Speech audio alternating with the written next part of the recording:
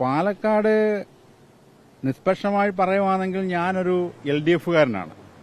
പ്രത്യേകിച്ച് ഞാൻ പൊതുരംഗത്ത് നിൽക്കുന്ന ഒരാളും CPI-യുടെ ഒരു പാർട്ടി മെമ്പർഷിപ്പിലുള്ള ഒരാളാണ്. എങ്കിലും ഇടതുപക്ഷ ജനാധിപത്യ മുന്നണി സർക്കാരിനോടുള്ള ഭരണവിരുദ്ധ അവിടെ പ്രതിഫലിക്കും.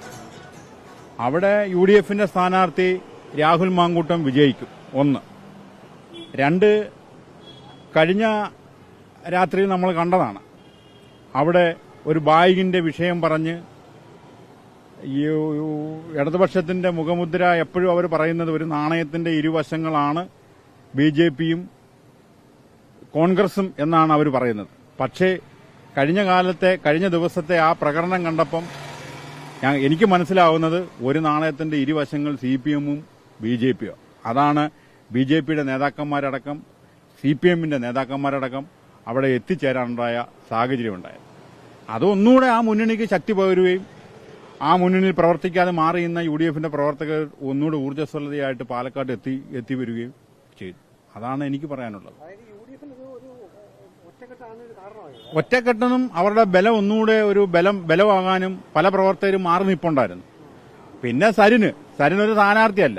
അരിവാൾ ചുറ്റിക നക്ഷത്രത്തിൽ വോട്ട് ചെയ്തിട്ടുള്ള ആളുകൾ സരിന് വോട്ട് ചെയ്തിട്ടില്ല. അധികാരത്തിന് വേണ്ടി ഇങ്ങോട്ട് മാറി അങ്ങോട്ടും മാറി നിൽക്കുന്നു. പാർട്ടി സെക്രട്ടറി വരെ ഇപ്പം തള്ളി പറഞ്ഞിരിക്കുക.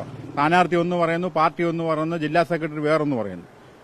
അപ്പം എന്തായാലും അവിടെ UDF ജയിക്കും. ഞാൻ ഇടതുപക്ഷക്കാരനാ, എന്നാലും ഞാൻ പറയുകയാണ് അവിടെ UDF ജയിക്കും. കാരണം ഈ പാർട്ടിയുടെ ഒരു നെറുകെട്ട സമീപനം സാധാരണപ്പെട്ടവരായ ഞങ്ങളെപ്പോലുള്ള പ്രവർത്തകർക്ക് ഉൾക്കൊണ്ടു പോകാൻ പറ്റത്തില്ല. അതുകൊണ്ട് ഒരുപാട് നിഷ്പക്ഷ വോട്ടുകൾ രാഹുൽ മാങ്കൂട്ടത്തിന് കിട്ടും. എല്ലാം ചെയ്യും.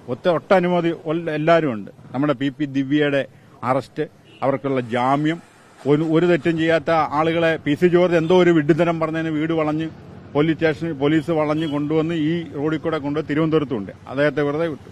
രാഹുൽ മാങ്കോട്ടം എന്തോ പറഞ്ഞെന്നും കരിങ്കൊടി കാണിച്ചു എന്തോ ഒരു വിഷയം പറഞ്ഞെന്നും അദ്ദേഹത്തിന്റെ വീട് വളഞ്ഞ് കൊണ്ട്. ഇതെല്ലാം സാധാരണപ്പെട്ട ജനങ്ങൾ, ഞങ്ങളെപ്പോലുള്ള ആളുകൾ കണ്ടും കേട്ടും ഇരിക്കുന്ന ഒരു സാഹചര്യമാണ്. അപ്പോൾ അതിന്റെ ഒരു വിലയിരുത്തൽ എന്തായാലും അവിടെ ഉണ്ടാവും. കഴിഞ്ഞ പ്രാവശ്യത്തെ കൂട്ട് തന്നെ UDF 1ാം സ്ഥാനത്ത് വരും, 2ാം സ്ഥാനത്ത് BJPയും വരും, 3ാം സ്ഥാനത്ത് തന്നെ LDF-ഉം പോകും. അതിനകത്ത് വേറെ തർക്കമൊന്നും